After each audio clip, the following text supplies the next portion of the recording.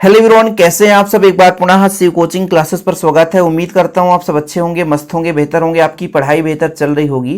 Class 12 physics NCERT में chapter 3 चल रहा है बच्चों, लेक्चर नंबर 2 है। और आज हम एक महत्वपूर्ण टॉपिक पर बात करेंगे कि अनुगमन वेग किसे कहते हैं, साथ में धारा और अनुगमन वेग में संबंध। अब ये धारा और अनुगमन वेग में संबंध है बच्चों, ये 5 मिनट का है, लेकिन उसके पहले अनुगमन वेग को ही समझने में थोड़ा सा टाइम लगने वाला है।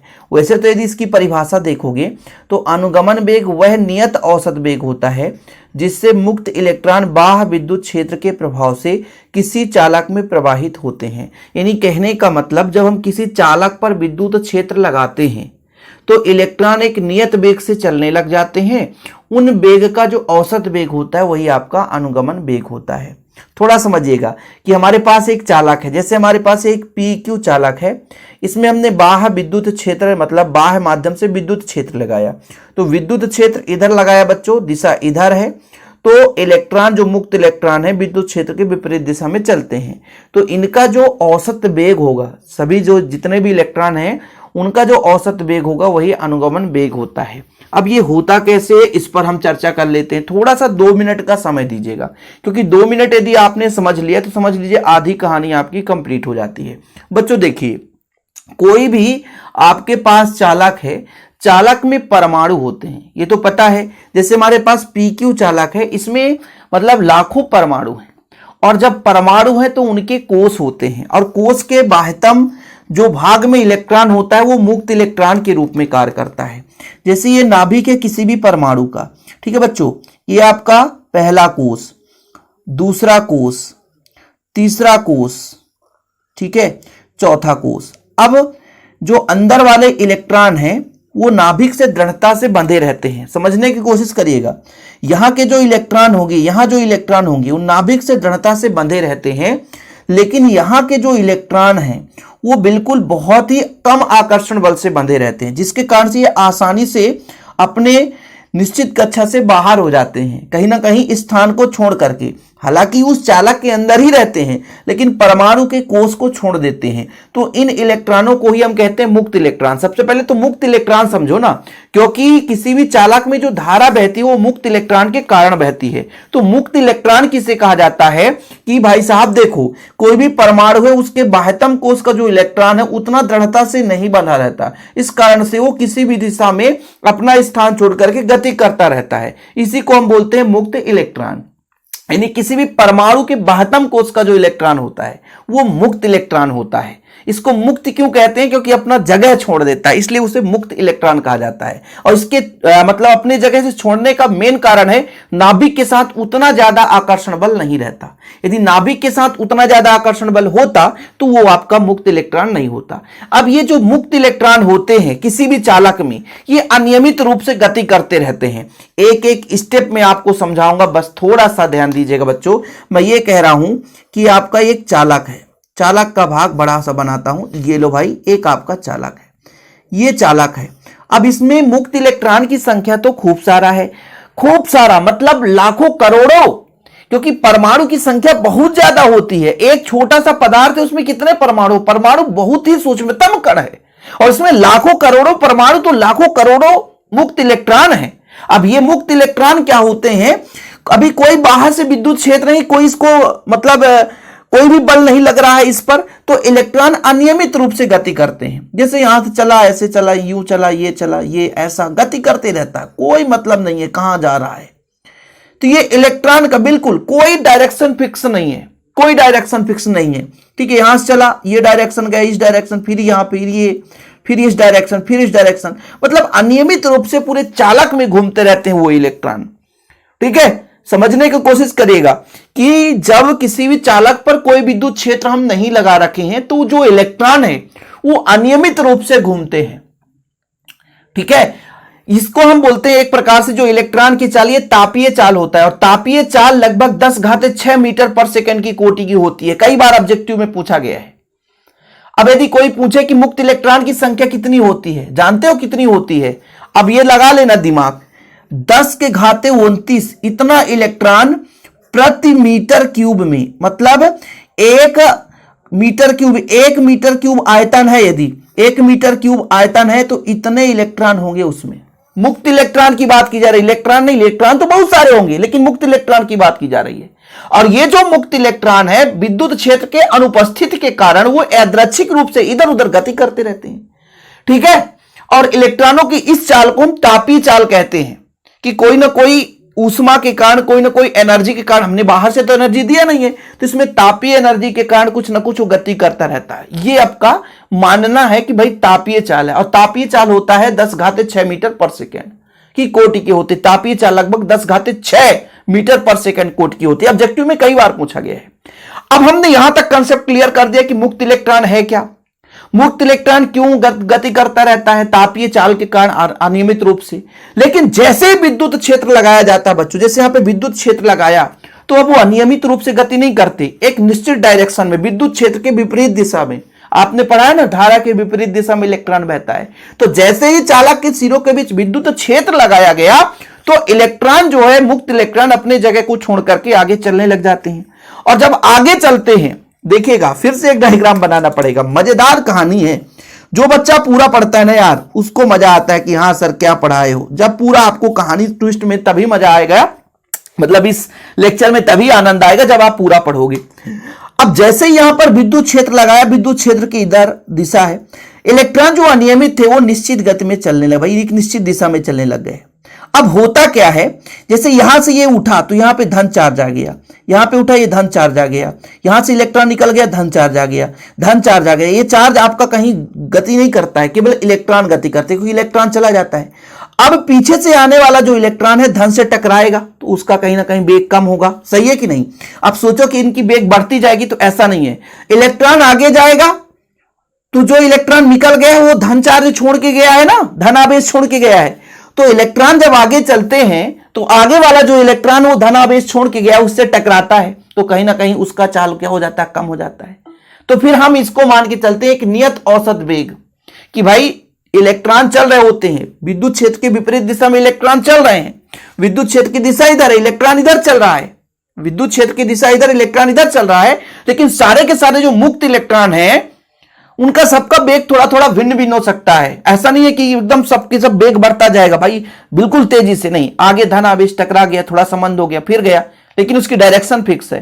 तब हम ये मान के चलते हैं कि जितने भी मुक्त इलेक्ट्रॉन रहे होंगे, जितने भी गति कर रहे होंगे, उनका जो औसत वेग होगा वही अनुगमन वेग है।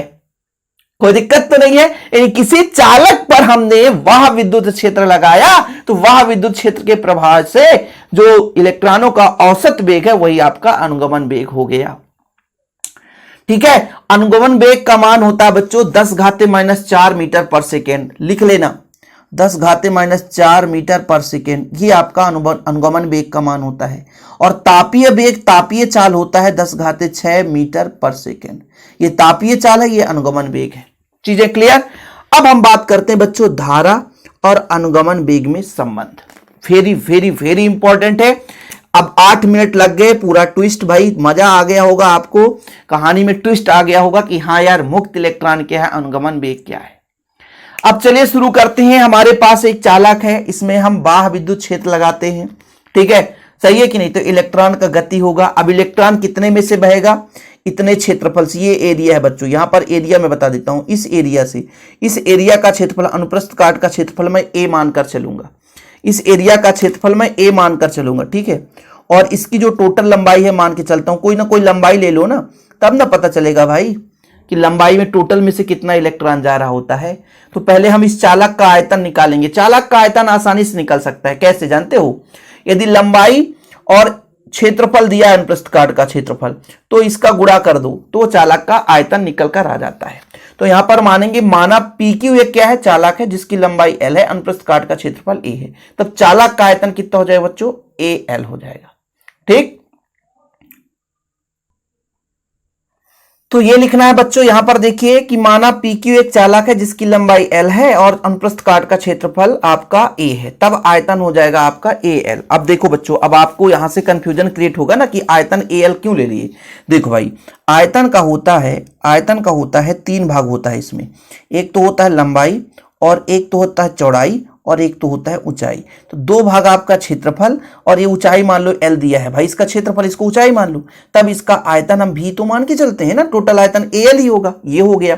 अब बोला क्या, मान लीजिए इकाई भाग पर इलेक्ट्रॉन N हो, तो टोटल भाग पर कितना इलेक्ट्रॉन होगा, तो टोटल हम गुणा कर देंगे कि इकाई आयतन पर इलेक्ट्रॉन की संख्या N है। समझिएगा यहां पर बोला क्या गया है, इकाई आयतन में इलेक्ट्रॉन की संख्या N है, इकाई आयतन में इलेक्ट्रॉन स्मॉल n है, इकाई मतलब एक भाग पर, तो टोटल आयतन AL है, टोटल आयतन AL है, देखो ना आयतन, तो टोटल नंबर ऑफ मुक्त इलेक्ट्रॉन कितने हो जाएंगे बच्चों, n का हम क्या कर देंगे, मल्टीप्लाई कर देंगे, तो यहां पर आ जाएगा टोटल इलेक्ट्रॉन ALE। अब ये इलेक्ट्रॉन की संख्या आई है, हो रही यहां पे n होना चाहिए, तो यहां पर n मैंने सुधार दिया ना, ALN है। अब भाई इतने इलेक्ट्रॉन है और एक इलेक्ट्रॉन पर आवेश यदि E हो, समझिएगा यदि एक इलेक्ट्रॉन पर आवेश E हो, तो एक इलेक्ट्रॉन पर टोटल आवेश E हो एक इलेक्ट्रॉन पर, तो चालक पर कुल आवेश कितना हो जाएगा बताओ। अब ये तो हमको पता है भाई, एक चीज तो हमको पता है कि टोटल इलेक्ट्रॉन कितना है, टोटल इलेक्ट्रॉन है ALN और एक इलेक्ट्रॉन पर आवेश इतना है, तो टोटल इलेक्ट्रॉन पर आवेश कितना होगा, तो इसका हम क्या कर देंगे, मल्टीप्लाई कर देंगे और इसको हम एक समीकरण दे देंगे बच्चों। यहां तक क्लियर है। अभी ये आया कि चालक पर कितना आवेश है, वो चीज निकल कर आ चुका है। अब इसके आगे थोड़ा समझिएगा बच्चों, मैं मान के चलता हूं इलेक्ट्रॉन यहां से चलना शुरू होकर यहां तक किया, तो कितना दूरी तय किया L, और वेग कितना है VD, ये सबको पता है, तो इससे हम समय निकाल सकते हैं। समय कैसे निकाल सकते हैं, यदि मुक्त इलेक्ट्रॉन का वेग VD है तो चालक को पार करने में इलेक्ट्रॉनों को लगा समय कैसे निकालेंगे, तो समय बराबर हो जाएगा दूरी बटा चाल। कितना हो जाएगा, दूरी बटा चाल। ये कहां से आ गया, तो चूंकि आप लोगों ने पढ़ा होगा चाल या वेग बराबर एक फार्मूला होता है दूरी बटे समय। क्या होता है, दूरी बटे समय। तो यहां से हम समय बराबर दूरी बटा चाल के हिसाब से निकाल सकते हैं। अब आपको लगता होगा सर ये क्यों कर रहे हो, ऐसा क्यों बोल रहे हो, तो भाई ऐसा इसलिए बोले क्योंकि धारा और अनुगमन वेग में संबंध निकाल रहे हैं। ये टोटल हमारे पास कुल आवेश का मान दे के रखा है, ये टोटल आवेश है बच्चों, कुल आवेश है। अब परिपथ में यानी चालक में बहने वाली धारा, चालक में बहने वाली धारा आई का फार्मूला क्या है बता सकते हो, समय के साथ आवेश प्रवाह की दर, समय के साथ कितना आवेश बहता है, समय के साथ, वही आपका बच्चों धारा है। इसलिए तो हम पूरा आवेश निकाल रहे थे कि टोटल आवेश है कितना। इसका मान हो जाएगा, Q का मान हो जाएगा ALNE और डिवाइड बाय बच्चों T है ही है आपका, तो T का मान कितना है L/VD। L से L कैंसिल हो जाएगा और हर का हर ऊपर चला जाता है, तो इसका मान आ जाएगा N है, E आपका A है और VD ऊपर चला जाएगा VD। ये आपका आ गया बच्चों धारा और अनुगमन वेग में संबंध। क्या आ चुका है भाई, बढ़िया आ गया, धारा I, अनुगमन वेग NEAVD, ये आ गया भैया धारा और अनुगमन वेग में संबंध। यही है आपका धारा और अनुगमन वेग में संबंध। तो लास्ट में एक लाइन लिख भी देना कि यही धारा और अनुगमन वेग में संबंध बच्चों, एक धारा और अनुगमन वेग में संबंध। देखो 8 मिनट तो पहले कहानी में ही सारा चला गया समय, फिर आपने 5 मिनट में खत्म कर लिया 13 मिनट में, लेकिन थोड़ा सा और आप एक स्टेप और समझ लो कि धारा घनत्व में यदि पूछ देता कि धारा घनत्व में संबंध बताओ, तो धारा घनत्व तो ये कहता है कि भाई धारा घनत्व J बराबर होता है एक निश्चित क्षेत्रफल पर कितना धारा बह रहा है, वो धारा घनत्व कहलाता है। मतलब J बराबर I/A होता है बच्चों, ये चीज होता है, ठीक है। लेकिन I का मान आपने देखा कितना है NEAVD, तो फिर आपका A से A कट जाएगा बच्चों, तो J बराबर आ जाएगा आपका NEVD, है ना, ऐसा आ गया, ये धारा घनत्व और अनुगमन वेग में संबंध है, ये धारा घनत्व और अनुगमन वेग में संबंध है। ये भी चीज एक स्टेप सोचा 1 मिनट और क्यों ना लग जाए समय, लेकिन बताना जरूरी था। तो ये आपका धारा घनत्व आ गया J और अनुगमन वेग में संबंध है, लेकिन ये वाला जो संबंध है बच्चों धारा और अनुगमन वेग में संबंध है। तो क्वेश्चन कहां तक पूछा जा सकता है वो तो भाई एग्जामिनर के ऊपर डिपेंड करता है, क्वेश्चन कैसे घुमा सकता है, इसलिए बताना जरूरी था। तो फिलहाल आज के लिए इतना ही बच्चों। आपको यदि नोट्स लेना है तो कॉन्टैक्ट नंबर मैं अपना पर्सनल नंबर देता हूं। जिस बच्चे को भी नोट्स लेना है तो ये कॉन्टैक्ट नंबर है 9685299149, 9685299149। आप नोट्स लेने के बाद हमसे जुड़ जाते हैं, एग्जाम तक हमसे है ना संपर्क में रहते हैं बच्चों, इसलिए आप लोग नोट्स ले सकते हैं। फिलहाल अभी के लिए इतना ही। जय हिंद, वंदे मातरम।